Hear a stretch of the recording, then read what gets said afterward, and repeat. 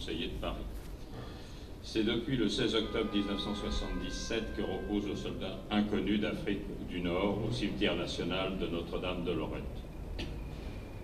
Sur les lieux mêmes où se sont déroulés les combats sanglants de la bataille d'Artois en 1915. Ce combattant de la dernière génération du feu a été installé à Lorette, à proximité d'Arras, devant 30 000 personnes pour rendre un hommage solennel à tous les soldats français tombés en Afrique du Nord. Pris au hasard, les restes du soldat inconnu ont été rapatriés en France par avion.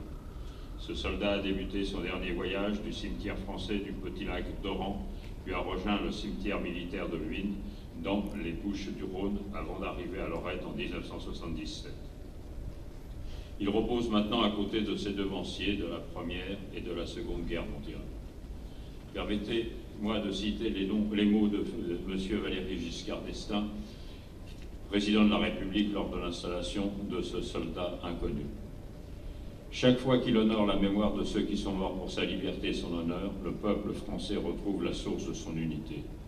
Que le soldat inconnu d'Afrique du Nord, notre jeune frère dont le nom est perdu, reste toujours dans notre souvenir comme un exemple et une leçon. C'est avec fierté mais humilité que nous honorons aujourd'hui cette mémoire, la mémoire de tous les soldats qui ont perdu la vie pendant ces combats, qui sont morts pour la France. Notre pensée est avec les 30 000 camarades de ce soldat inconnu qui sont tombés en Afrique du Nord.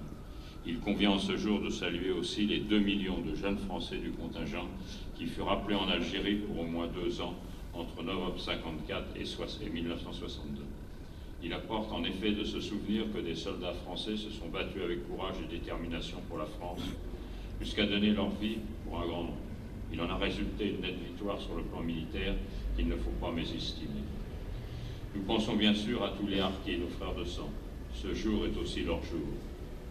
Nous honorerons la mémoire de tous les Français disparus, quelle que soit leur origine et leur confession. En 8 ans, on dénombre au moins 300 000 civils, 30 000 militaires français tués et 250 000 blessés dans les 3 départements d'Algérie.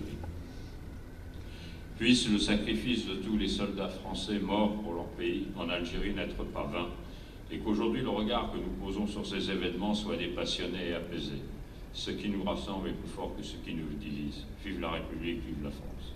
Mais je tiens à ajouter quelques mots. J'ai ressenti avec beaucoup de joie ce prix Nobel de la paix qui a été décerné à l'Europe. Mon enfance a été bercée, si je puis dire, par le souvenir de mon grand-père qui a été gazé en 1918 et en absence d'un père qui était prisonnier des Allemands. Nous avons pu dépasser ces ressentiments et ça je m'en réjouis très fortement. Je voudrais qu'aujourd'hui, malgré les souffrances que nous avons vécues, nous tous qui avons fait l'Algérie, nous allions dans ce même sens.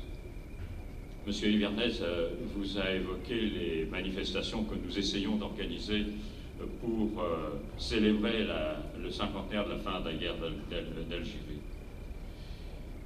Et je compte beaucoup sur